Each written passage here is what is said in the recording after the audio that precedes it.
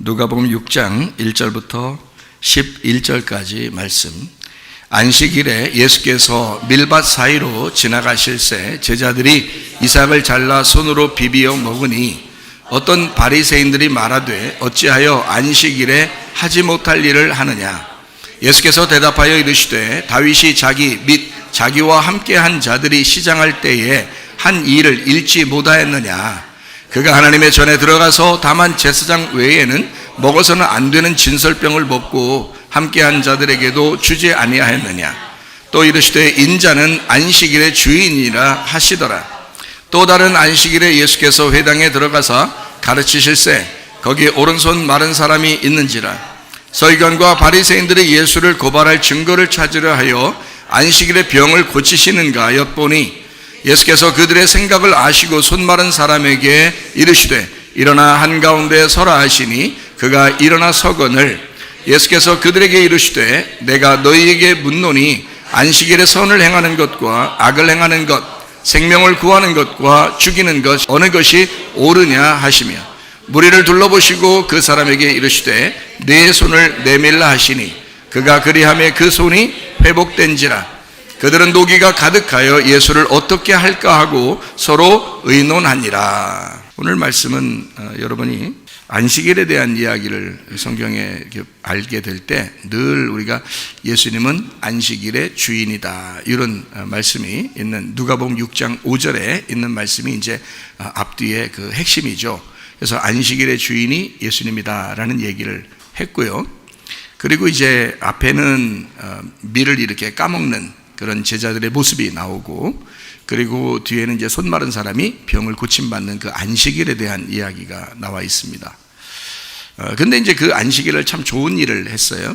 선한 일이다 이렇게 예수님도 말했어요. 자, 고쳐주는 것 이것이 선한 일이냐 악한 일이냐 이렇게 했어요. 선한 일이냐 악한 일이냐라고 하면서 뭐라고 하냐면 이게 생명을 주는 것과 생명을 죽이는 것, 그러니까 그 생명을 주는 것과 생명을 죽이는 것 어떤 것이 더 좋은 거냐 이제 이런 이야기를 한 거죠. 그러니까 선한 행동이라는 건 어떤 거라는 거예요?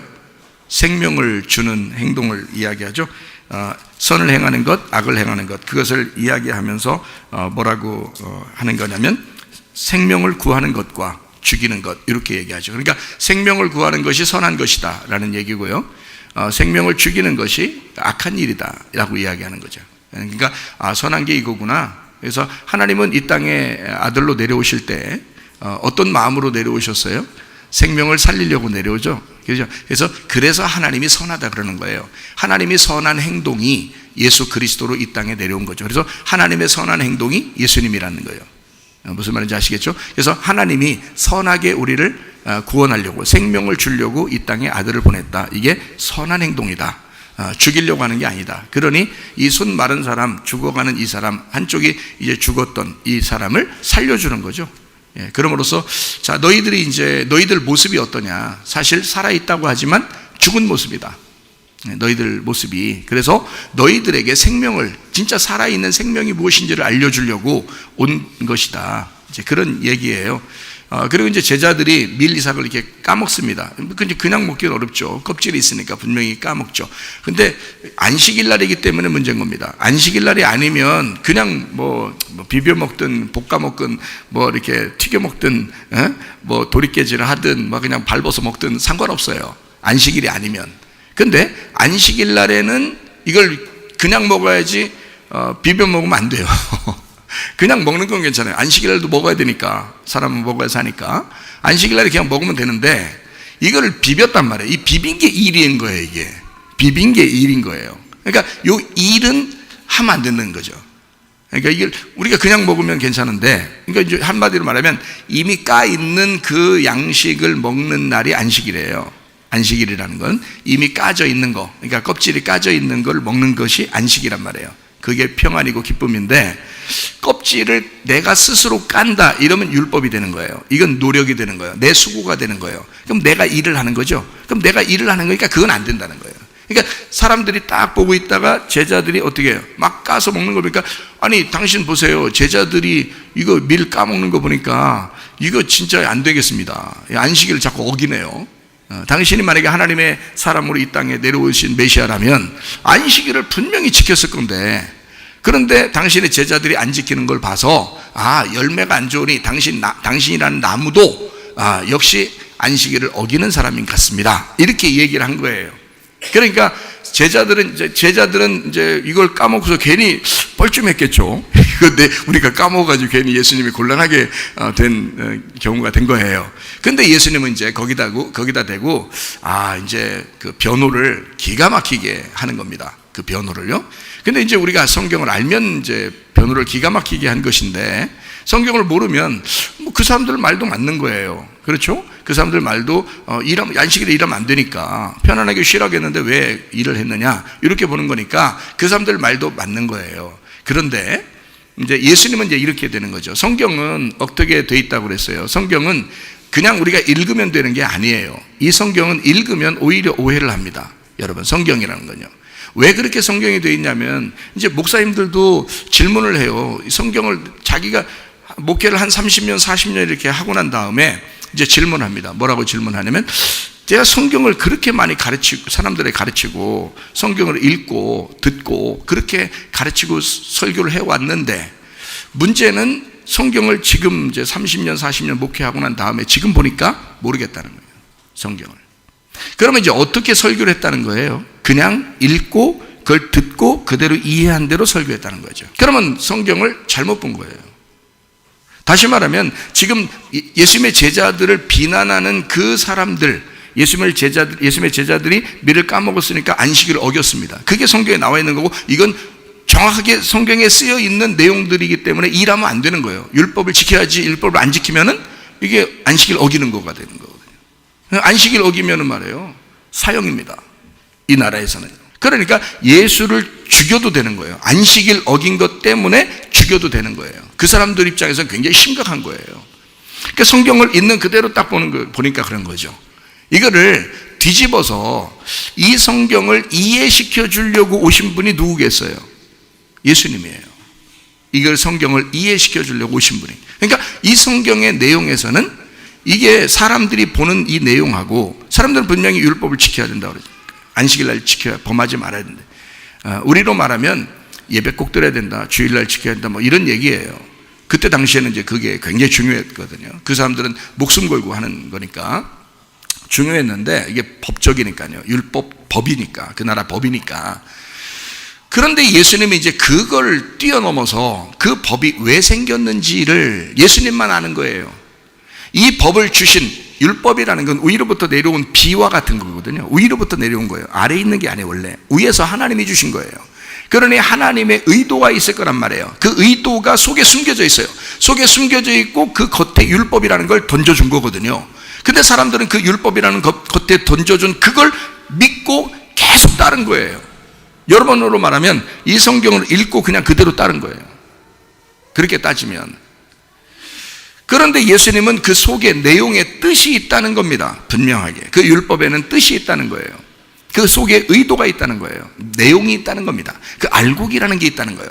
껍질을 까면 그 알곡이 있다는 거예요. 알곡을 먹어야지 껍질을 먹어서는 안 된다, 그 얘기거든요. 그래서 성경은 어떻게 되느냐, 그냥 읽어서 되는 게 아니고 그냥 듣는다고 되는 게 아니라 이 껍질이 까지는, 다시 말하면 이 속에 있는 내용을 다시 파악하면 성경이 거꾸로 돼 있어요. 그래서 모르는 겁니다. 목사님들이 왜 30년 40년 목회를 열심히 하고 지금에 와서 돌아보면 성경을 모르겠다는 거예요. 왜 그럴까요? 껍질이 까지지 않은 상태에서 설교를 했기 때문에 그렇습니다. 이 성경이 나중에, 그래서 제가 요 얘기를 한마디로 탁 요약을 해서 보면 그러는 거예요. 이 목사님들 왜 그러냐, 창세기 3장에 보면 선악과를 먹고 하나님으로부터 쫓겨난 사람들이 있습니다. 그게 아담과 하와 얘기죠. 자, 선악과를 먹고 쫓겨났어요. 쫓겨나고 난 다음에 생명나무를 먹지 못하도록 딱 막아놨다고 그랬죠. 뭘로 막아놨어요? 두루 도는 불칼입니다. 두루 도는 불칼로 막아놓은 거예요. 그러니까 이 두루 도는 이라는 걸 모르는 거예요. 그게 생각이 안 난 거예요. 두루 도는을 안 찾고 불칼만 찾는 거예요. 하나님이 불칼을 딱 들고서 불칼로 다 지키고 있으니까 생명나무 못 들어가지 못하게 한 거구나, 이렇게 생각한 거죠. 그러니까 여러분 생각해봐요. 그러면 우리가 구원받을 수 있어요? 하나님이 불칼을 딱 들고서 지키고 있는데 누가 구원받아요? 그러니까 우리 모든 사람이 구원받을 수 있는데 예수님이 오셔가지고, 그러니까 예수님만이 진리가 되는 거예요. 예수님만이. 그 진리라고 하는 건 껍질이 까졌다는 뜻이에요. 덮개가 벗겨졌다는 말입니다. 예수님만이 그걸 벗겼다는 거예요. 그러면 이게 벗겨져야죠. 그럼 두루두루 불칼로 딱 막고 있는 그 막은 것을 어느 날 벗겨져야 될 거 아니에요. 그죠? 그 벗겨진 게 예수님 오시면 벗겨지는 거예요. 예수님 오시면. 오시기 전에는 안 벗겨지는 거예요. 근데 예수님 왔는데도 사람들은 예수를 안 믿는 거예요. 그러니까 이게 안 벗겨지는 거야. 안 벗겨지니까 계속 두루두루 불칼이 그 사람들 앞을 막는 거죠. 그러니 말씀을 알고 자기들은 가르치고 사람들을 잘 이렇게 말씀을 자기들은 안다고 생각했는데, 세상에 예수님이 내려오니까 말이에요. 예수님하고 계속 부딪히는 거예요. 계속 부딪히는 거예요. 이상하잖아요. 자기들은 성경 말씀을 그렇게 많이 알고 암기하고 그렇게 살았는데 예수님이 오니까 계속 부딪히는 거예요. 왜 그럴까? 두루두는 불칼이 아직 그들을 벗겨내질 못한 거예요. 그래서 예수님이 이제 오셔가지고 그걸 벗겨내는 거거든요. 그래서 두루도는이라는 말이요, 하파크입니다. 이 하파크라는 이 히브리어 단어가 무슨 단어냐면 거꾸로 된 이란 단어예요. 거꾸로 도는 이란 단어예요. 거꾸로 도는. 그러니까 두루 돈다는 말은 어떤 말이겠어요? 거꾸로 돌고 있다는 얘기예요. 그러니까 사람들이 알고 있는 성경은 다 거꾸로 알고 있었던 거예요. 하늘에서 볼 때, 하나님의 아들이 볼 때, 이 땅에 내려오는 하나님의 아들이 볼 때는 사람들이 보는 성경은 다 거꾸로 보고 있었던 거예요. 하나님의 의도를 모르고 보고 있었던 거죠. 거꾸로. 그 예수님이 와야지 이게 바로 돌게 되는 거예요. 거꾸로 돌던 것이 바로 이제 돌게 되는 거거든요. 예수님을 만나면. 그래서 예수님 만나면 이 불칼이 사라지는 겁니다. 그러니까 거꾸로 돌고 있는, 두루 도는 이 불칼이 예수님 만나면 이게 벗겨져요. 그게 진리라고 하는 겁니다. 그러니까 성경은 거꾸로 돼 있죠? 거꾸로 돼 있는데 그걸 예수님 만나면 바르게 돌게 돼 있단 말이에요. 그러니까 이 속에 있는 내용을 깨닫게 되는 거죠. 이게 굉장히 중요한 거거든요. 이게 예수님하고 사람들이 왜 이렇게 부딪히고 사람들은 안식일 안 지켰다고 예수님 죽이려고 그러고 막 그런다고요. 근데 예수님의 의도는 뭘까? 예수님의 마음은 뭘까? 안식일 날 자기가 이 안식일에 내가 주인이야 라고 하면서 예수님이 이 땅에 내려온 그 목적을 설명하는 거죠. 그러니까 너희들이 보는 이 성경은 거꾸로지만 내가 하늘에서 내려왔는데 하늘의 설명은 이런 거야 라는 그런 얘기예요. 자, 율법이 사람을 위해서 있는가? 사람이 율법을 위해서 있는가? 자, 다른 사람들은 율법을 하나를 법을 딱 정해놓고 사람이 그 법을 지켜야 된다고, 그래야 하늘나라 간다고 생각을 했던 거죠. 근데 예수님은 뭐냐면 사람을 구원하기 위해서 율법이 있는 거야. 사람을 구원하기 위해서. 율법을 지키려고 사람이 있는 게 아니고 사람을 구원하기 위해서 율법이 있었던 거야 라고 설명을 하고 싶었던 거예요. 그러니까 누가 중심이라는 거예요? 누가 먼저라는 거예요?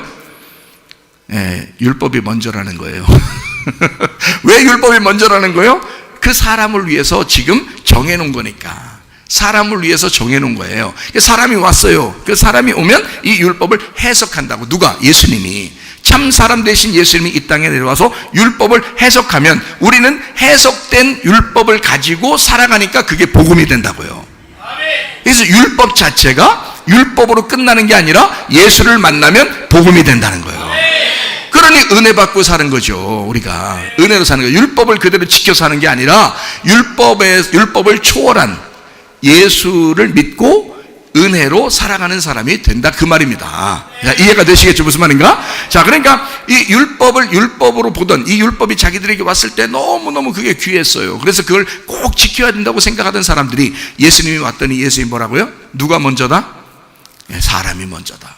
지금 우리 제자들이 그러니까 이제 무슨 말이냐면 예수님이 이제 하는 말이에요. 자, 우리 제자들이 지금 어떻다는 거야? 배고프다는 거야? 안 배고프다는 거야? 배고프다는 거야. 자, 배고픈 사람 앞에서 율법이 뭐가 그렇게 중요해? 무엇이 중요한디? 뭐가 그렇게 중요한디? 그거잖아. 지금 배고픈 사람 앞에서 율법을 계속 얘기해 봐야 무슨 소용이 있는데? 율법적으로 이렇게 살아야 된다, 그 해봐야 무슨.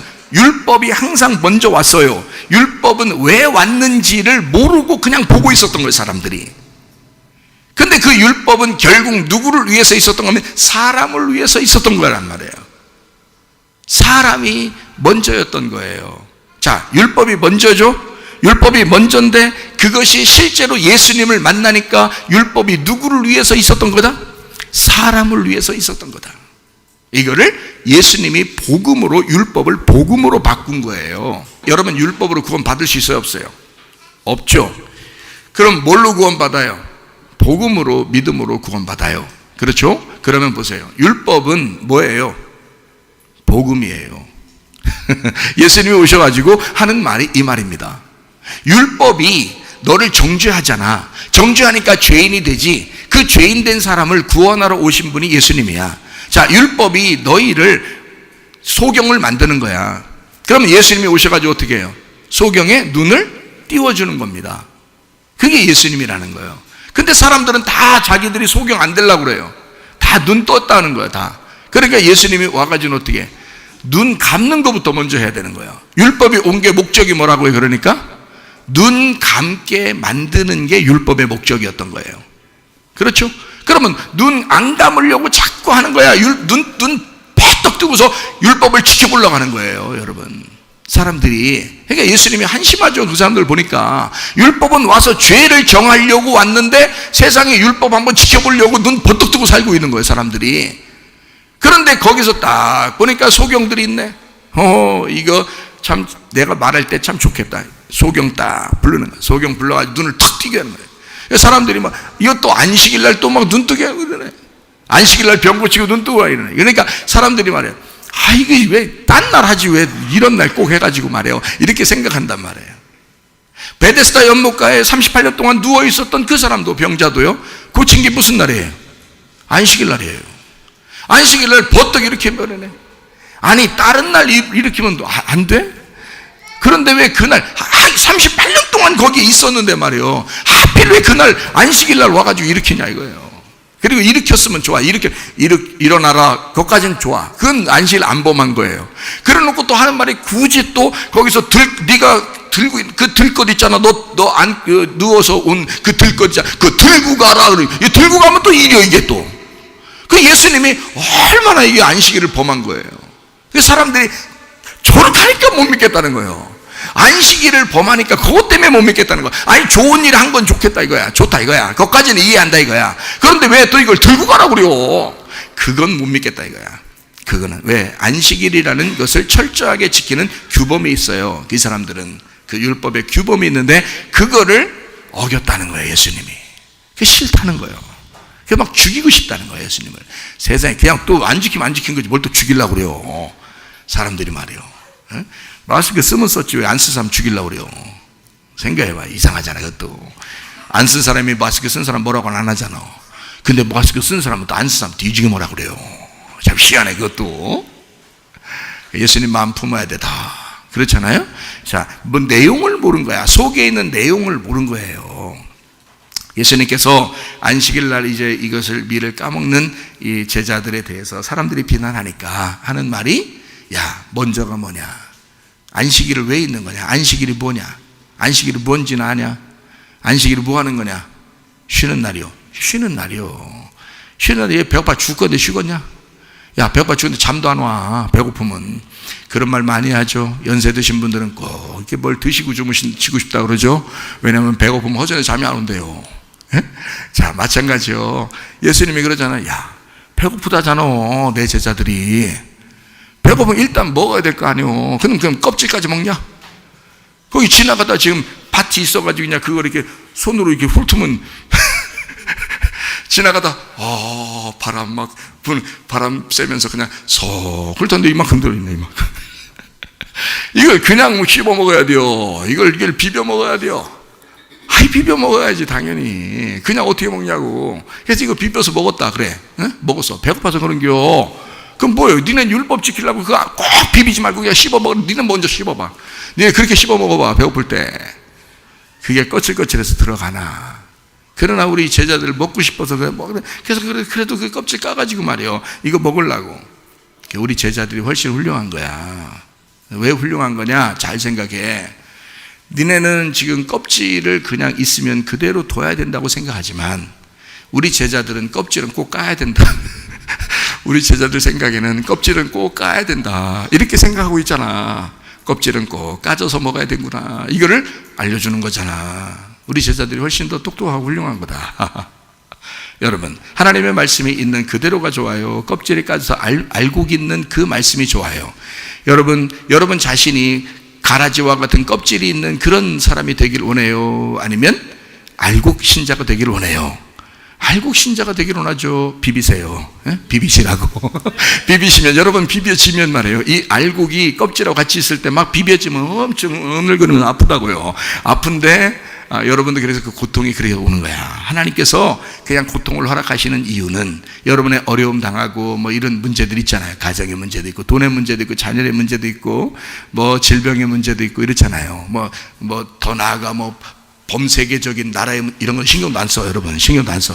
여러분은 뭐냐면 순전히 자기 병 걸린 거, 가정의 문제, 자녀 문제, 돈 문제 뭐 이런 것만 신경 쓰죠. 다른 거 신경 안 써. 좋아. 그런 거라도 와서 자기를 자꾸 흔들어대는 거예요. 비비는 거지. 그래서 이 사람을 뭘 만들어? 가라지를 만들어 알곡을 만들려고 그래. 알곡 신자 만들려고 그러는 거예요. 여러분 그게 목사들도 마찬가지. 목사들도 고통받고 그럴 때요, 고통받을 때 고통받아 죽겠다, 교회 그만둬 버리자, 이런 생각, 그런 사람들도 있어요 실제로.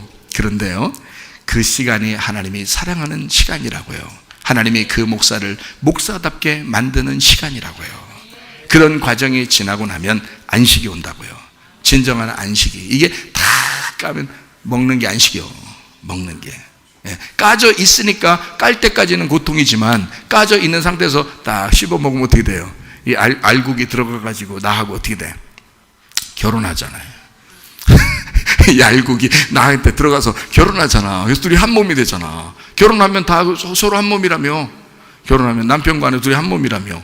둘이 아내는 남편이 먹었고, 남편은 아내가 먹었고, 이러네. 둘 다. 그러니까 이 둘 다 하나가 된겨, 이게. 술이. 그러니까 알곡과 나도 하나가 된 게 딱 먹으면 하나가 된 거야. 이 알곡이 들어가서 내 몸이 되고 내 피가 되고 내 살이 되는 거예요. 그러면 그 알곡이 되는 거야. 그럼 그게 알곡 신자라고 그러는 거야. 말씀이 껍질이 까져서 나를 비벼내고, 내 껍질을 완전히 벗겨내고 나를 죄인 만들어 하나님 앞에 굴복하게 만들어서, 나는 없습니다, 나를 완전히 죄를 만들어가지고 완전히 싹 다 불어버리고 예수 그리스도가 내 속에 들어오면요, 알곡이라는 예수가 들어오면요, 내가 알곡 신자가 된다. 왜? 알곡을 먹고 내가 그 알곡과 한 살이 되고 피가 되니까 내가 알곡이 돼버린다 그 말이에요. 여러분 이해가 되겠어요? 그러니까 보세요. 자, 하나님이 우리를 사랑하신다. 당연히 사랑하죠.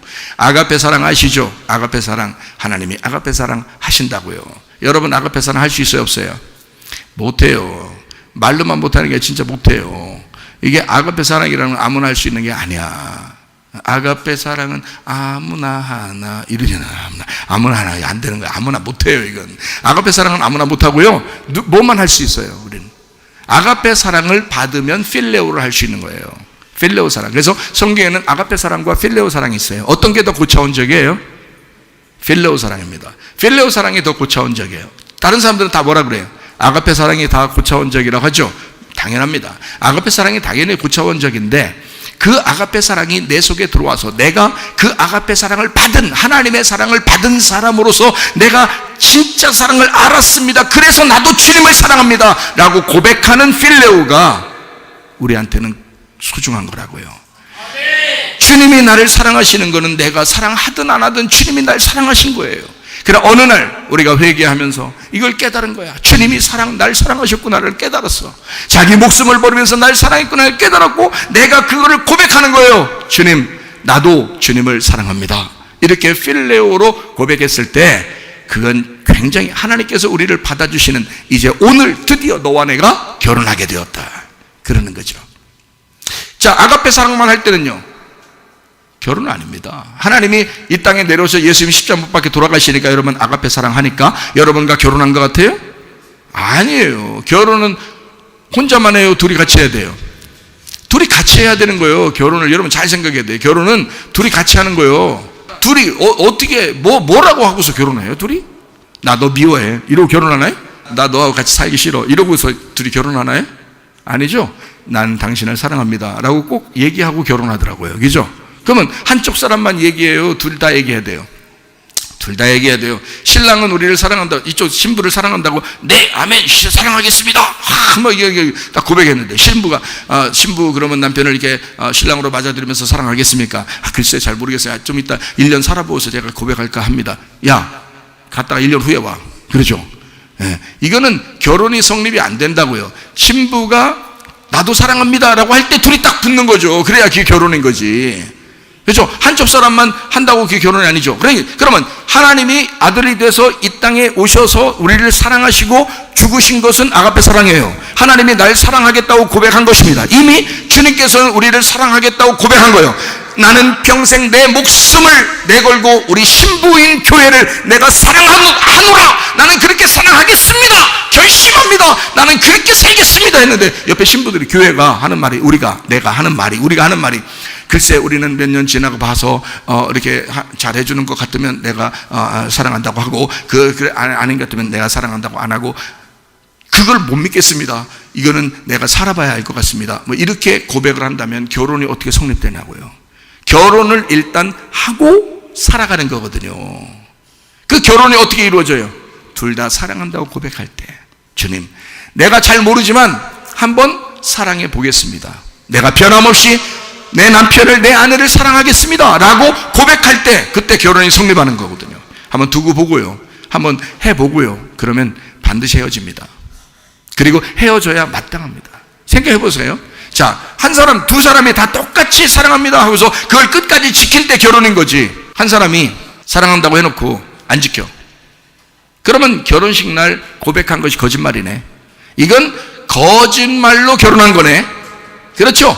그러면 뭘로 드러난 거예요, 여러분? 이 세상에 참 요즘에 많은 범들이 있어, 무슨 범이요? 사기범. 이게 결혼식 때부터 사기쳤네, 이게. 에? 결혼식 날 나 사랑한다며.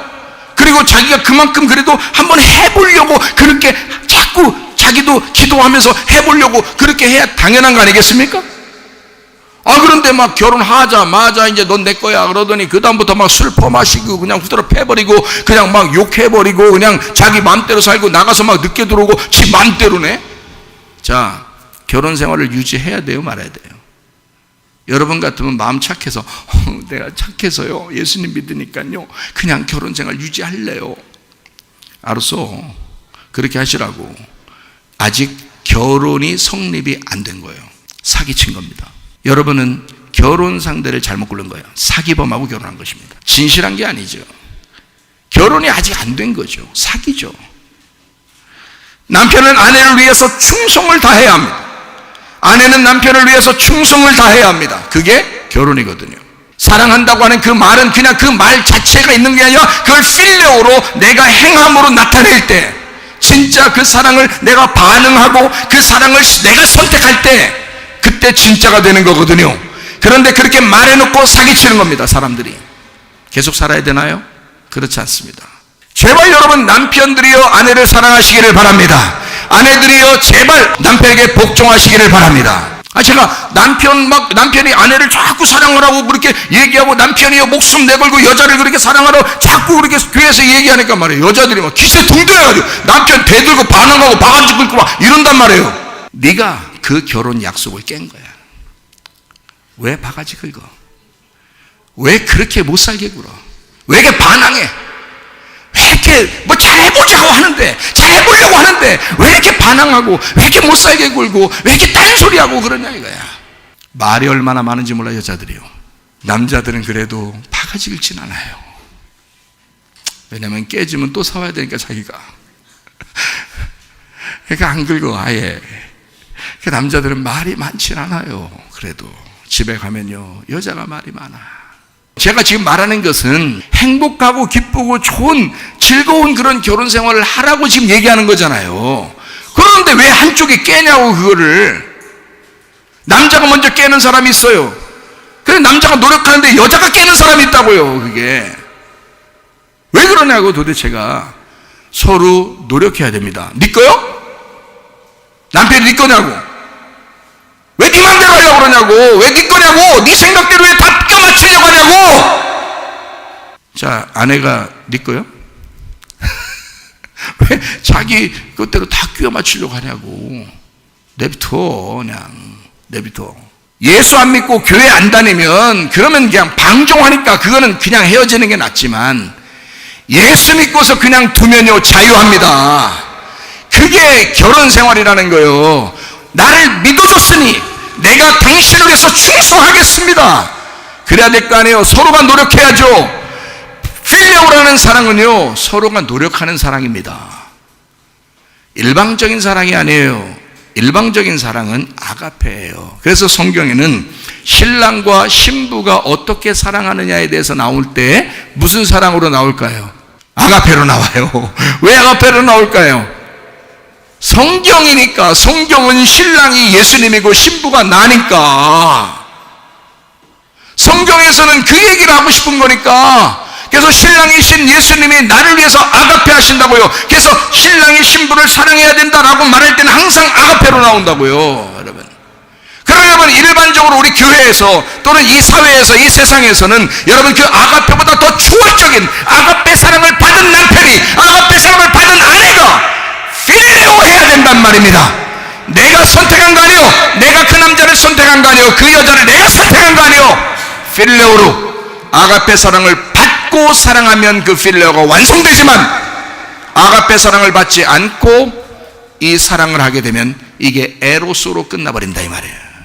자기의 정욕에 못 이겨서, 자기의 탐욕에 못 이겨서, 자기가 보기 좋은 대로 여자를 삼고 자기가 보기 좋은 대로 남자를 삼아 그렇게 결혼해버리는 거라고요. 그런 실패하는 게 당연한 거고, 그건 실패해야 합니다. 진짜 결혼 생활을 성공하기를 원하신다면 아가페 사랑을 받으시기 바랍니다. 그리고 그 아가페 사랑을 품고 필레오로 선택하시기를 바랍니다. 이것은 굉장한 초월적인 사랑이란 말이에요. 이게 성경에서 우리에게 말씀하시는 거예요. 가르쳐 주는 거예요. 예수님이 제자들이 많이 있었는데 특별히 베드로가 계속 따라다녀요. 가장 항상 어디에 가든지 베드로는 옆에 있었어요. 그래서 베드로를 이렇게 같이 데리고 다녔는데 베드로가 3번을 부인할 걸 누구만 아셨어요? 예수님만 아셨어요. 네가 나를 3번 부인할 거야. 어떻게 보면 네가 3번 나를 부인해야 돼 라는 말이에요. 그 전까지는 베드로가 뭐 주는 그리스도에서 살아계신 하나님의 아들입니다, 또는 저는 주님 모든 걸 다 버리고 주님을 따라왔습니다, 주님 사랑합니다, 이거 다 3번 부인함으로써 다 가짜가 된 거예요. 자, 그러니 베드로가 사랑해 본 적이 있는 거예요? 없는 거예요. 3번 부인하고 예수님 십자가 못 박혀 돌아가시고 그리고 딱 헤어졌어요. 그러니까 베드로의 그 결론은 주님을 사랑한 게 아닌 거죠. 주님의 사랑을 받았죠. 주님이 늘 베드로를 가까이 하고 베드로 사랑하고 계속 같이 있어주고 그랬잖아요. 그러니까 베드로를 사랑한 건 주님이고요, 베드로가 주님 사랑한 건 아니었단 말입니다. 그러나 십자가를 졌어요. 예수님이 자기가 3번 부인했어요. 도망갔어요. 그리고 예수님 부활하고 난 다음에 예수님이 그 부활의 장면, 그리고 이제 제자들 모여있는 장소에 찾아왔어요. 예수님이 찾아왔어요. 자, 베드로가 한마디라도 해요, 안 해요? 한마디도 못합니다. 자, 말하고 싶은 게 있었겠어요, 없었겠어요? 있었어요. 근데 한마디도 못해요. 아주 애끓는 거죠. 애달죠. 그런데 이제 그렇게 하고서 이제 또 헤어졌어요.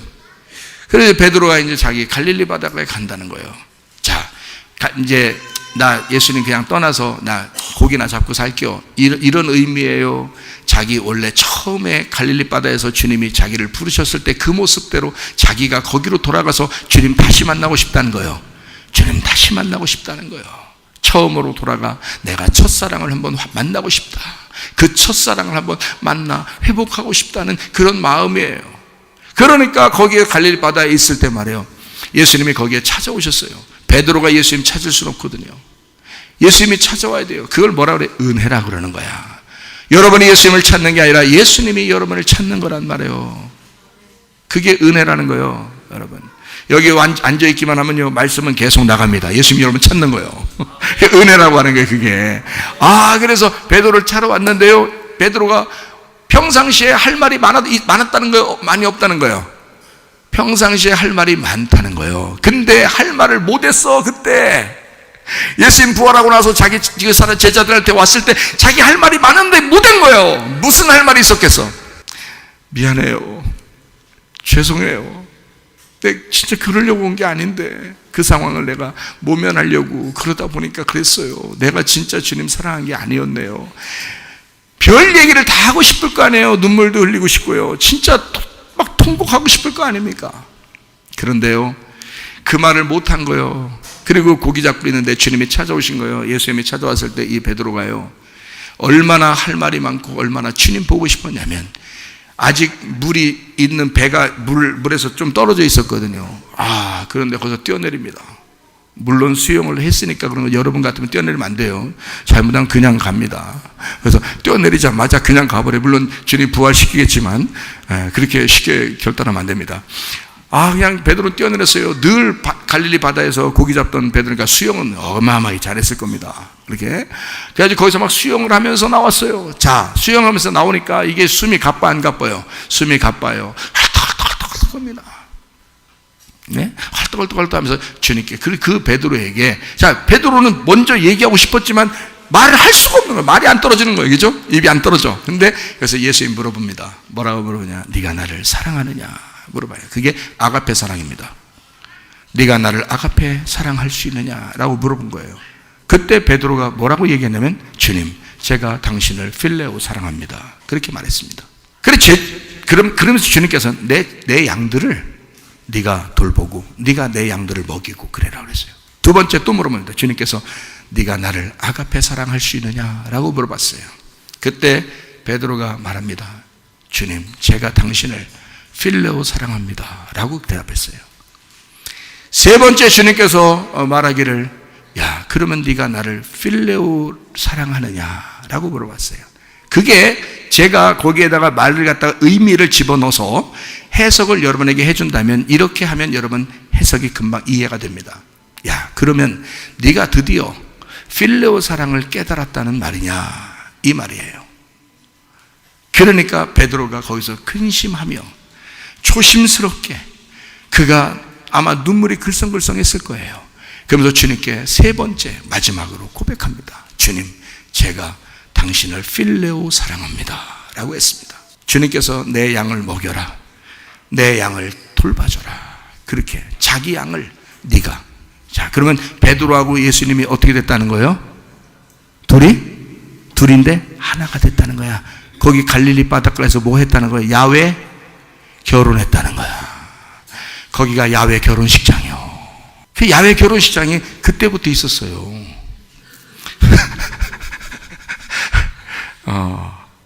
거기가 야외 결혼식장이에요.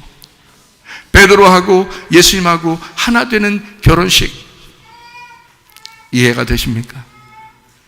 베드로가 얼마나 눈물을 많이 흘렸겠어요. 주님, 제가 주님 사랑합니다. 주님도 그 베드로를 얼마나 사랑스러운 눈으로 봤겠어요.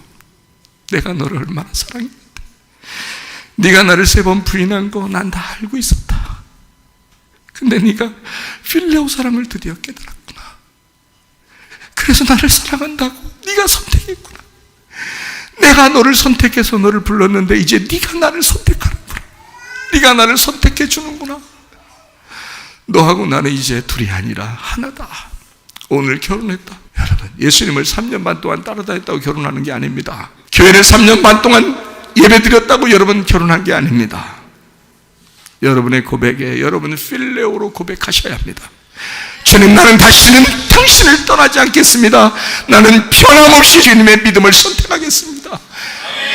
주여, 내가 그렇게 살다가 주님 만나기를 원합니다. 그 사명 감당하다가 주님 만나기를 원합니다. 이런 고백을 주님이 요구하시는 겁니다.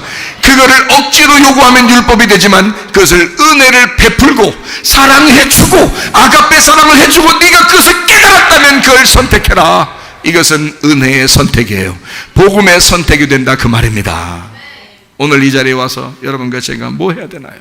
주님과 결혼해야 합니다. 주님과 둘이 돼서 또 나가시면 안 됩니다. 오늘 주님을 선택하셔야 합니다. 주님은 우리를 선택하셨고 우리를 사랑하셨습니다. 문제는 우리에게 달려있는 거예요. 이제 우리의 고백을 듣길 원하시는 거예요. 야, 변함없이 너 나 사랑할 수 있느냐? 너 변함없이 나를 선택할 수 있느냐? 변함없이 그 믿음을 가지고 살아갈 수가 있느냐? 한 번도 변하지 않을 자신 있느냐? 이 세상 바라보지 않고 나만 바라보고 살겠느냐? 그게 결혼입니다. 결혼하기 전에 여자가 이 남자 저 남자 볼 수 있죠. 그거 가지고 연애하는 사람들이, 데이트하는 사람들이 엄청 뭐라고 막 합니다. 지 것도 아닌데 아직 결혼하면 그때부터 자기 거예요. 근데 자기 거라고 해도 이거는 아가페 사랑을 깨닫고 필레오로 선택하기 때문에 이 사람이 하나님의 아가페 사랑을 받은 사람이라고 인정하는 결혼이거든요. 잘 들으세요. 결혼하는 사람들이요, 결혼 이미 한 사람들이요. 여러분 잘 들으세요. 아가페 사랑이 있고 필레오로 선택했기 때문에 그 사람은 내게 아니에요.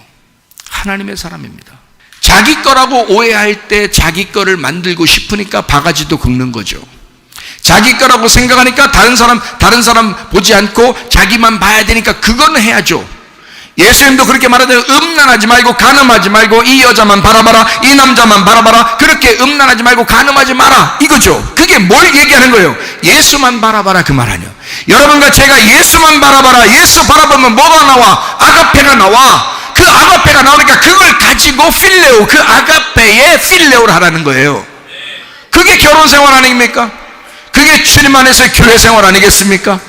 그러나 여러분 뭐예요? 세상을 사랑하지 않느냐 이거예요. 아직도 이 남자 저 남자 보고 있지 않느냐 그거예요. 아직도 이 여자 저 여자 보고 있지 않느냐 그 말이에요. 그건 간음이요, 음란입니다. 예수 그리스도만 바라봐야죠. 교회만 바라봐야죠. 여러분이 우리 교회를 사랑해야 될 이유가 거기에 있는 것입니다. 이것저것 보는 것이 아니라 이것에 내가 소속되어 있으면 이 교회를 사랑하는 것입니다. 근데 저는 진짜 감사한 게 교회에서 힘든 일이 하나도 없거든요. 그리고 나는 행복합니다. 사실 여러분 저를 사랑하고 또 저도 여러분을 사랑하죠. 이것도 선택이에요. 그렇잖아요. 목사님을 지지하는, 목사님을 사랑하고 지지하는 사람이 없으면 교회는 무너집니다. 마귀는 목사 하나만 건드려서 넘어뜨리면 교회는 무너지기 때문입니다. 그래서 마귀는 어떻게든지 이 마지막 때 말세에 이 교회를 무너뜨리기 위해서 얼마나 노력하겠어요. 그러나 교회가 곧 그리스도요, 그리스도가 곧 교회입니다. 여러분, 그렇기 때문에 목사를 지지하는 사람들을 확보해야 합니다. 목사를 사랑하는 사람들이요. 다행히 우리 교회는 목사를 아주 전폭적으로 사랑해주고 지지하는 사람들이 꽤 있습니다. 그러다 보니까 뭐 별로 문제가 없어요. 너무 행복하죠. 안식을 누리죠. 그러나 대부분의 교회들에서 목사님들이 후회하는 것이 뭐냐면 자기를 전폭적으로 사랑하고 지지하는 사람이 별로 없다는 겁니다. 어느 날이라도 배신하고 어느 날이라도 떠나고 자기 교회가 아니기 때문에 그래요. 아니면 그 교회를 자기 소유처럼 생각을 해서 목사는 왔다가도 떠날 수 있는 그런 사람을 해서 막 내쳐버리고 이런 사람들도 있습니다. 얼마나 힘들겠어요. 교회 주인이 예수님이셔야 하는데, 교회 머리가 예수님이셔야 되는데, 그래서 교회 머리 대신 예수님하고 교회하고 하나거든요. 뗄래야 뗄 수 없습니다. 머리하고 몸하고 이렇게 떼면 존재할 수가 없죠. 그래서 머리는 몸이고 몸은 머리예요. 그리스도는 교회고 교회는 그리스도입니다. 이러니까 서로 뗄래야 뗄 수 없는 관계거든요. 근데 이거를 떼버리려고 하는 거예요, 사람들이요. 그게 마귀 역사입니다. 죽여버리거든요. 그 이걸 연결시켜주는, 그리스도와 교회를 연결시켜주는 목이 뭐냐면 목사예요, 목사. 그래서 잘 먹어야 돼, 목사. 잘 먹어야 돼. 예. 그리스도와 교회를 연결시켜주는 목이란 말이에요, 목사가. 참 우리나라 말이 참 좋은 말이 많어.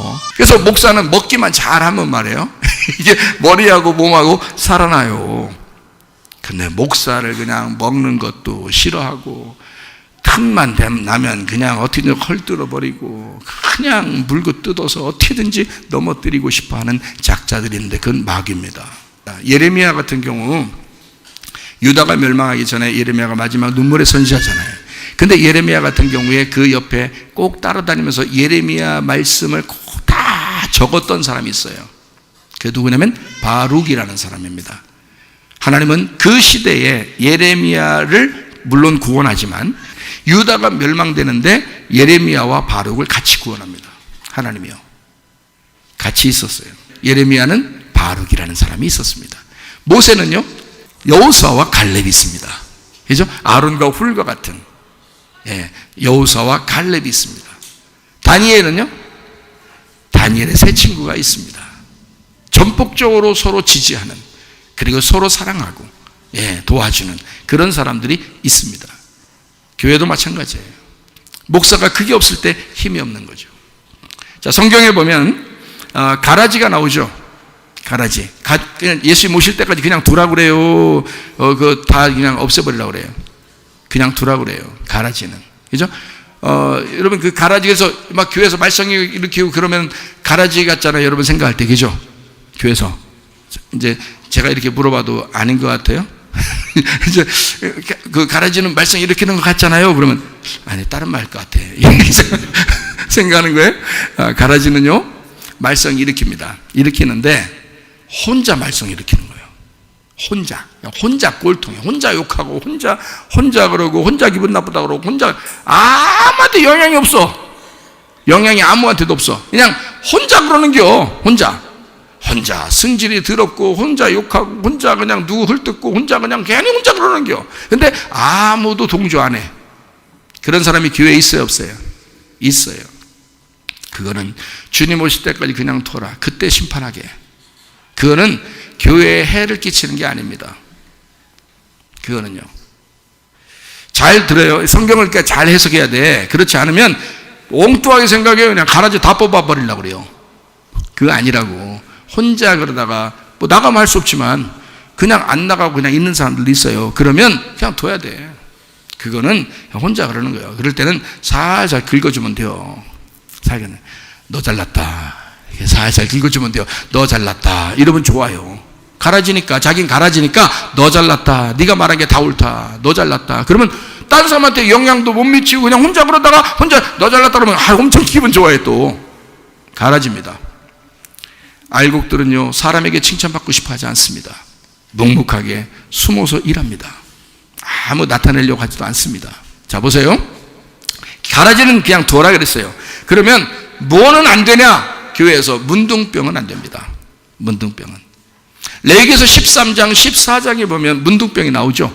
그 문둥병에서 몸에 나는 문둥병이 있어요. 의복에 나는 문둥병이 있어요. 벽돌, 집에 있는 벽돌에 문둥병이 있는 게 있어요. 이 세 가지가 있는데, 몸에 나는 문둥병은 자기가 죄를 져서, 원죄와 자범죄, 자기의 죄를 져서 하나님 앞에 회개해야지 살아가는 사람들, 이게 몸에 나는 문둥병이에요.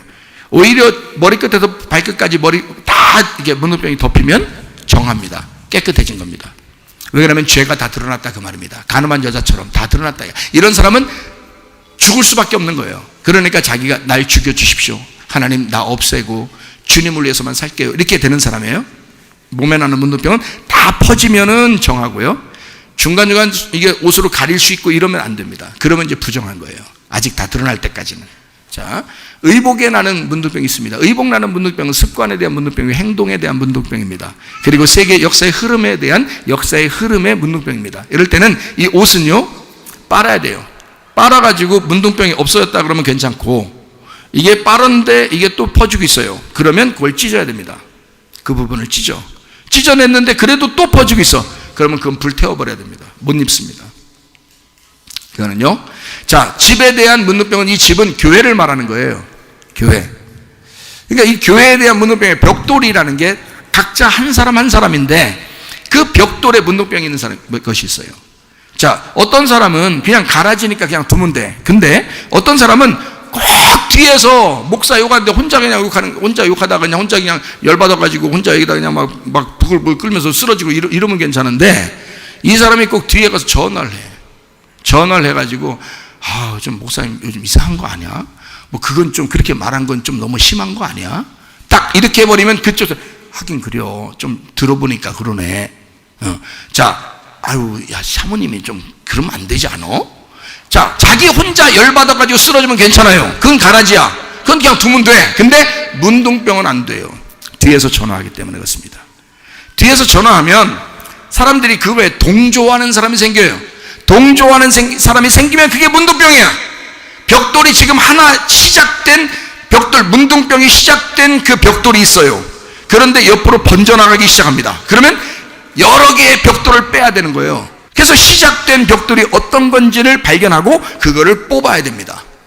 그거는 치료해야 되는 거야. 그건 뽑아야 돼요. 교회들마다 이런 사람들이 있어요. 다른 사람한테 꼭 연락해서 혼자 안 주고, 혼자 꼭 같이 전화해서 주고 같이 주려고. 마귀 역사인데 그 사람이 분명히 마귀예요. 마귀는 뭐 하는 게 마귀라 했어요? 선악을 판단하는 게 마귀라 있잖아요. 선악과를 먹으라고 하는 거. 그게 마귀야. 생명나무를 자꾸 하나님이 막아놓으니까 그래, 그 사람한테. 그게 열려야 되는데, 진리 가운데 깨달아서 하나님의 말씀이 자기를 치고 복종시켜서 자기를 깨뜨리고 생명나무 열매를 먹으면 하나가 될 텐데, 사랑이 뭔지를 깨달을 텐데 안 돼. 그러니까 계속 비판 의식만 생기는 거예요. 선악의 판단 의식만 생기는 거예요. 그래서 꼭 전화해서 저 사람 그렇지 않아? 저 때 그렇게 얘기한 건 그렇지 않아? 꼭 얘기해서 그 사람 얘기를 듣는 거예요.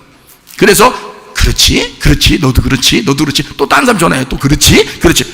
우리 교회는 그게 없는 거예요. 그게. 그래서 평안한 거예요, 여러분. 그게 있기 시작하면 이게 문둥병이 막 퍼지기 시작합니다. 정신없어요, 목사가요. 그게 그런 교회가 한두 군데가 아닙니다, 여러분. 그냥 퍽퍽 실어져요, 교회가요. 그게 문둥병 퍼져서 그래요. 그럴 때는 어떻게 하느냐? 레위기서 13장 14장에 보면 이렇게 나와 있어요. 벽돌을 빼고 옆에 걸 긁고 다른 벽돌로 채워 넣으라, 그렇게 되어 있습니다. 그 벽돌을 빼야 된다. 꼭 여기에서도 뭐 목장에 대해서 욕하고 뭐 선교사님 뭐라고 하고 뭐 사모님 뭐라고 하고 목사님 뭐라고, 특별히 자기들끼리 뭐라고 하는 건 별거 아니야. 근데 목사 뭐라고 하는 거, 사모 뭐라고 하는 거, 선교사님 뭐라고 하는 거, 이거는 막이요. 이게 교회를 깨뜨리려고 하는 거예요. 그리고 자기가 문둥병 걸린지도 몰라. 옆에 사람 전화하고, 아니면 여기 꼭 와도 그런 사람하고 다 여기서 그렇지, 그건 그렇지 않아? 이건 이렇지 않아? 꼭 얘기를 해요. 그래서 동조를 받아내. 그래서 팀을 만들어, 패거리를 만들어. 이걸 당짓는다 그런다는 거예요. 당짓는다 그런다는 거예요, 이게. 알아요? 근데 그걸 몰라. 자기가 그렇게 하고 있는, 그런 짓거리를 하고 있는지도 몰라. 혼자 승질나서 혼자 막 열받아가지고 혼자 쓰러지고 막 혼자 욕하고 이런 건 괜찮아요. 그냥 두면 돼. 혼자 꼴통짓 하는 거니까. 그거는 가라지라고 그래. 이건 주님 오실 때까지, 주님이 심판하실 때까지 기다려야 돼. 그러나 문둥병이 퍼진 건요, 반드시 교회에서 심판을 해야 합니다. 그 사람을요. 그래야 번져나가지 않아요. 다른 사람들이 마귀의 꼬임에 넘어가지 않는 겁니다. 다른 사람들이 안 쓰러지는 거예요. 희한한 거죠. 그런 교회가 많아요. 그래서 문둥병이 걸리면 벽돌 빼라. 그 벽돌을 빼내라. 그리고 옆에를 긁어줘라. 긁어줄 때 아프죠. 다른 벽돌들은 아프죠. 당신 왜 그 말 듣고 거기에 동조했습니까? 라고 하면 저도 모르게 그렇게 했어요. 죄송해요. 잘못했어요. 그러면 돼. 그러면 돼. 자기는 이용당한 거야. 옆에 긁어줘. 그럼 아프지. 아프지만 회개하는 거야. 회개시켜야 되는 거야. 그리고 다른 벽돌로, 새로운 벽돌로 그 자리를 채워줘야 되는 거예요. 그 자리를. 그러면 되는 거예요. 아무 문제 없어요. 이러면 교회들마다 문제 안 생깁니다. 마귀는요, 지금까지도 교회를 무너뜨리려고 계속, 교회가 예수님의 십자가의 완성이에요. 그게 교회입니다. 그러니 이 교회를 무너뜨리려고 얼마나 마귀가 발버둥 치겠어요. 그러나 그것을 알고 지혜롭게 대처하여 목사를 지지하는 사람들과 하고, 그냥 목사가 그러니까 못됐으면은 당연히 막 그냥 들고 일어나서 목사를 괴롭혀야 그 목사를 하나님이 사랑하는 거고, 목사가 진짜 하나님의 사람으로 열심히 주를 위해서만 봉사하고 주를 위해서만 살려고 하는데 그걸 갖다가 막 그냥 무너뜨리려고 하면 그건 마귀지. 그렇죠? 목사를 지지하고 목사를 사랑하고 도와주고 천폭적으로, 그게 이제 하나님의 사람들인 거예요. 그런 동역자들이 필요한 거야. 무슨 말인지 아시겠죠? 제가 목사님들에게 설명하는 그런 내용들이에요. 여러분도 아시고 있으라고, 교회를 사랑하는 방법을 얘기해 드리는 거라고요, 여러분. 자, 그래서 지혜롭게 대처하려면 이제 어떻게 하느냐? 그럼 그런 사람들이 생겼어요. 그러면 이제 여러분은 미리 알고 다, 저 마귀 역사하는구나. 지금 저게 마귀의 역사로 지금 다 이렇게 번지고 있구나. 문둥병이 번지고 있구나. 그럼 딱 깨달으면 이제 어떻게 해야 돼요? 그러면서 또 그 사람이 또 또 어떤 사람은 나가요. 나갔는데 세상에 교회 안에 있는 사람들한테 또 연락하네. 나가면 혼자 나가면 괜찮아. 연락해가지고 같이 나가자는 거야. 같이. 이거 문둥병입니다. 이거 아주 고질적인 문둥병이야. 그렇죠? 같이 나가자고 다 전화하네. 그러니까 그러면 전화가 문제예요, 진짜. 예? 그러면 전화가 문제예요. 그러니까 전화해가지고 같이 나가자고 그러네. 혼자 그러면 괜찮은데 전화해가지고 같이 나가자 그래. 그리고 나 어디 교회 갔더니 너무 좋아. 너무너무 그쪽 목사 못 쓰겠어. 이 사모도 못 쓰겠어. 선교사님도 못 쓰겠어. 자, 성도도 누구 집사 못 쓰겠어. 내가 얼마나 힘들었는데 거기서. 근데 요즘은 얼마나 행복한지 몰라. 여러분, 주님이 심판하실 것입니다. 교회를 그렇게 무시하면요, 하나님 가만 놔두지 않습니다. 지금은 교회가 주님의 완성이거든요. 교회를 함부로 여겨. 사람들이 교회를 우습게 하라. 교회가 그리스도요. 그리스도 사랑한다고 어디 가서 교회 사랑하지 못하면서 자기가 소속된 그 가정을, 그 하나님의 가정, 하나님의 교회를 사랑하지 못하면서 그리스도를, 너는 사기범이야. 너는 거짓말한 거라고. 너는 사랑하는 게 아니야. 주님을 절대, 주님은 그런 식으로 사랑한다고 표현 못해. 알아요? 자, 지혜롭게 대처하는 것은 목사는 이제 이렇게 하는, 목사님들끼리 하는 얘기예요. 어떻게 하느냐? 이제 그렇게 하고 말썽을 일으키고 나간 사람한테는 전화를 하거나 문자를 보냅니다. 뭐라고 하는지 아세요? 뭐라고 해야 돼요? 돌아오세요. 제가 기다리고 있겠습니다. 저는 당신을 위해서 기도합니다. 빈말이요. 빈말이라고. 오면 큰일 나. 오면 큰일 나는데 말은 빈말로 해줘야 되는 거야. 그가 껍질이잖아. 그러니까 껍질로 얘기해 줘야 되는 거야. 그러면 그 사람이 적어도 이 빈말을 듣고 어때? 나를 욕할 수 있겠어 없겠어? 나를 욕을 못하는 거야. 무슨 말인지 알겠죠?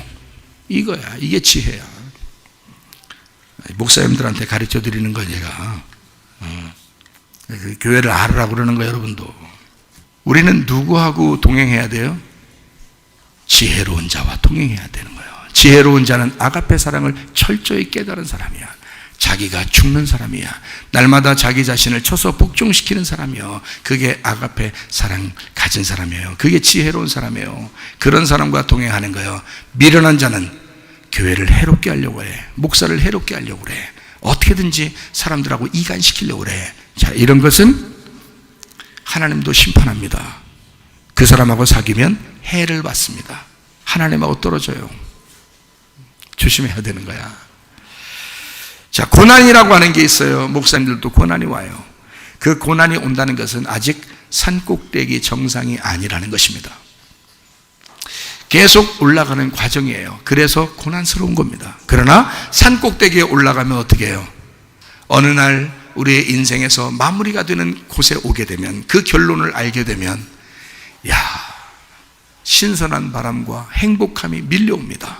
그렇죠? 하나님은 이런 고통을 통해서, 이런 고난을 통해서 한 사람을 정상으로 인도하는 것입니다.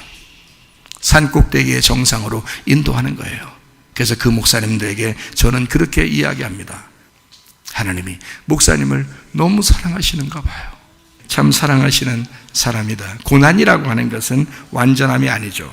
고난은 과정이기 때문에 반드시 겪어야 하는 거지만, 산 정상에 올라가면 우리에게 행복함, 기쁨, 안식, 이런 것이 우리에게 찾아온다는 겁니다.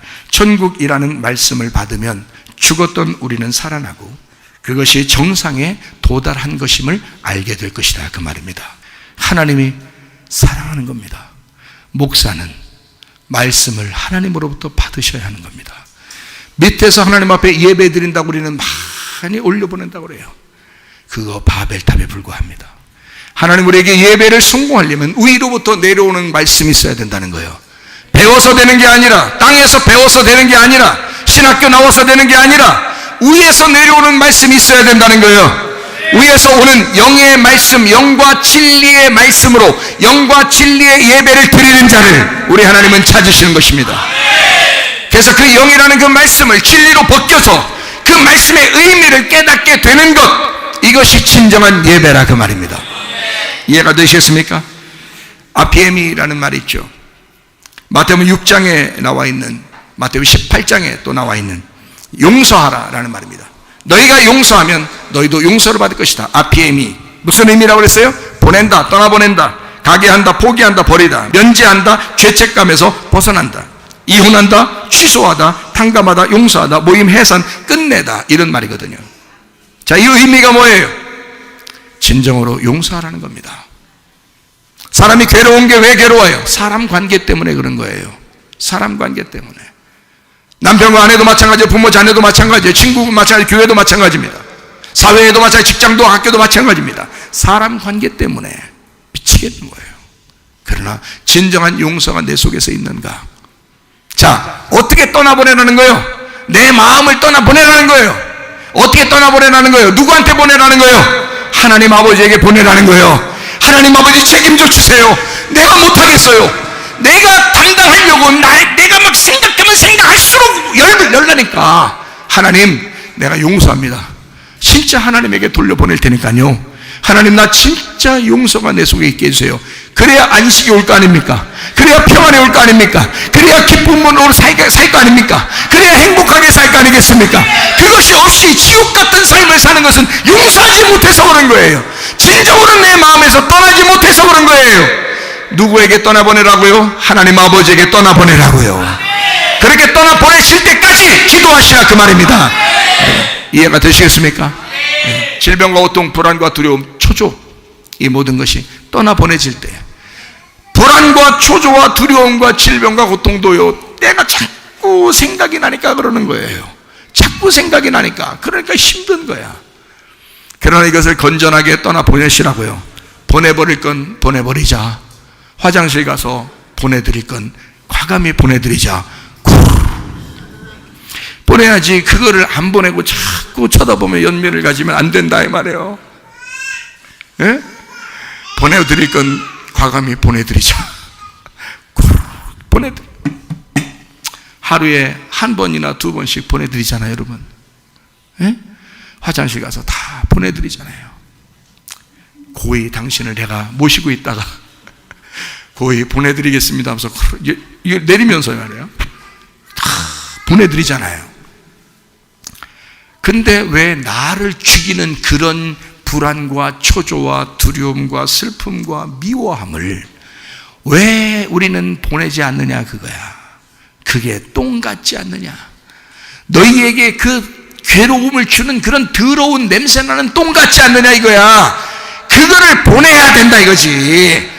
하나님에게 보내드려라. 더러운 걸 하나님이 담당하겠다는 거 아니에요. 우리의 더러움을 자기가 담당하고 죽으시겠다는 거 아니에요. 우리 보고는 네가 살아라, 네가 깨끗하게 살아라, 네가 기쁨으로 살아라, 네가 행복하게 살아라, 너 즐거움으로 살아라, 내가 그 네 더러움을 다 책임질 테니까 하고 십자가에서 그 더러움을 끌어안고 죽으신 거 아니에요. 그래서 아예 그 더러움을 없애버린 거 아닙니까, 예수님이. 왜 그거를 주님께 옮겨드리지 않느냐, 이거야. 진정으로 왜 용서하지 않느냐, 그 말입니다. 이 땅에서 하나님을 완전히 신뢰하고 있는가? 하나님을 내가 진정으로 내가 신뢰하고, 내가 인정하고, 그분을 의지하고, 그의 선하심을 확신하는 그 마음을 내가 정말 분별할 수 있는가? 그 분별하는 한 가지 획기적인 방법이 있습니다. 기도하다가 여러분, 하나님의 것을 내가 선택했구나 라고 하는 것을 하나 확신할 수 있는 한 가지 방법이 있습니다. 그게 뭐냐면 마음이 평안한가입니다. 어떤 문제를 위해서 하나님 앞에 기도합니다. 기도할 때 아직도 불안하다. 아직 불안이 안 떠나간 겁니다. 아직 슬픔이 안 떠나간 겁니다. 내 속에 내 마음이 아직 그걸 붙들고 있는 것입니다. 그러나 어느 날 이것을 다 용서하고 내보낼 때 내 마음에 평안이 옵니다. 내 마음에 안식이 찾아옵니다. 그게 우리에게 진정한 안식이니까 말입니다.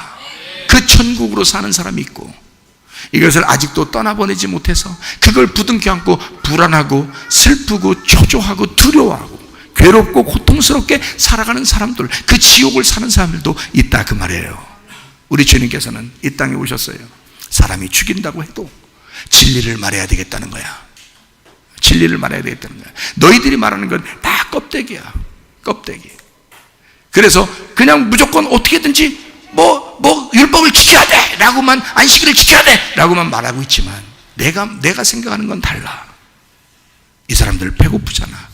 심령이 배고픈 사람들은 이 껍질을 까는 율법을 어기는, 너희들이 말하는 율법을 어긴다고 하지만 이 껍질은 까서 알맹이를 먹어야 돼. 그 진리를 깨달아야 돼. 그래야 예배가 되는 거야. 그런 거죠. 그래서 예수님은 그 사람을 위한 법이 돼야 되고, 사람을 위한 말씀이 돼야 된다. 사람을 위한 안식일의 주인으로 오신 것이다. 그래서 안식일 날 굳이 치료하는 겁니다. 안식일 날 굳이 그 문제들을 해결하는 겁니다. 이해가 되시겠습니까? 안식일의 주인이 안식일 마음대로, 자기가 주인 마음대로 하는 거죠. 네. 막 방주함의 법을 어기면서 하는 게 아니에요. 하늘의 법이 그렇단 말입니다. 하늘의 법을 모르는 사람들, 이 땅에서 율법을 주신 그 겉으로 있는 거꾸로 된 하나님의 마음하고 다른 그 율법 그냥 그대로 지키면 되는 줄 알았지만, 하나님 예수가 오면은 이게 바뀌어져 있다는 얘기예요. 이게 반대로 돌고 있다는 얘기입니다. 아하, 이게 속의 내용이었구나 라고 하는 것을 예수님 만나면 깨닫게 된다는 거예요. 그러니까 예수님 만나지 않으니까 이 사람들이 불안한 거예요. 늘 자기가 지키면 좀 괜찮고 안 지키면 불안한 거예요. 나 때문에 혹시 이런 병이 온 게 아닌가? 나 때문에 이런 우리 가정에 무슨 우환이 온 게 아닌가? 나 때문에 이렇게 뭔가 잘못되는 거 이런 게 오는 게 아닌가? 라고 생각하는 거예요. 예수님이 다 담당하셨습니다. 예수님이 다 담당하셨고 이제 너희는 행복할 권리가 있다는 거예요. 그 예수를 믿어달라는 거예요. 예수를 인정해달라는 거예요. 예수를 의지해달라는 거예요. 예수의 그 선하심을 확신해달라는 겁니다. 그게 믿음입니다. 그렇게 될 때 안식이 오는 거 아니에요. 예수님 때문에 진리를 깨닫게 되고 진리를 깨달으니 자유하게 된다고 말해요. 그게 우리에게 안식인 거죠. 내 속에 창조가 완성되기를 원하십니까? 창조가 완성되는 것은 안식입니다. 그것은 예수의 십자가예요. 예수가 십자가 못 박혀 돌아가실 때 요한복음 19장 30절 말씀에 다 이루었다 그랬습니다. 뭐가 완성됐다는 얘기입니까? 자기의 죽음을 통해서 모든 죄가 끝났다는 얘기예요. 이제 이 세상에 너희의 운명, 땅의 운명, 이것이 다 끝났다, 다 이루었다, 창조가 완성되었다는 말입니다. 안식이라는 말이 창세기 2장 1절 2절 안식이 하나님이 만드신 거예요. 왜 만들었어요? 창조가 끝나니까 만든 겁니다. 근데 창조가 끝나 창세기 2장의 1절 2절에 창조가 1장의 창조에서 창조가 끝나니까 안식했다. 하나님은 안식했다. 너희들도 쉬어라. 이렇게 한 거예요. 근데 창세기 3장에 죄를 진 겁니다. 선악과 죄를 진 거예요. 거꾸로 도는 거예요. 율법적으로 보니까 이건 완전히 죄인이에요. 그래서 그렇게 계속 살아가도록 예수님이 올 때까지 계속 그렇게 너희들은 죄 가운데 살아가도록 만들어낸 것입니다. 그걸 율법으로 정죄하는 것입니다. 예수 그리스도가 와가지고 그 뜻을, 의미를 파악하는 거죠. 그것을 이해시켜주는 거죠. 그게 다시 안식을 주기 위해서는 너희들이 안식할 수가 없다. 너희들이 기뻐할 수가 없다. 너희들은 평안할 수가 없다. 너희들은 행복한 삶을 살아갈 수가 없다. 내가 해결해 줘야 가능한 것이다. 다 이루었다 할 때 그 안식이 완성되는 것입니다. 창조가 완성되는 것입니다. 여러분 안에 마음의 평안 누리시길 바랍니다. 행복한 삶을 사시길 바랍니다. 예수 그리스도의 그 평안은 성령의 평안이에요. 하나님의 성령이 여러분 안에 와서 여러분을 사로잡을 때, 성령의 능력이 갈 때 평안할 것입니다.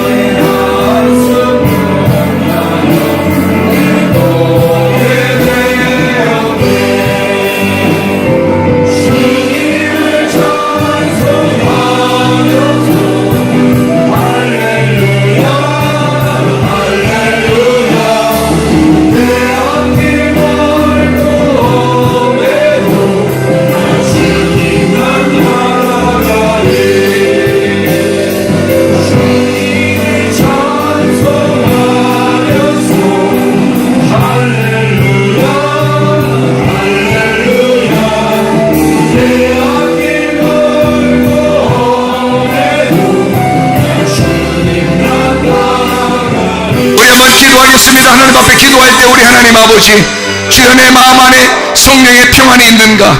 하나님, 나는 기도할 때마다 주의 평안으로 기도하는가?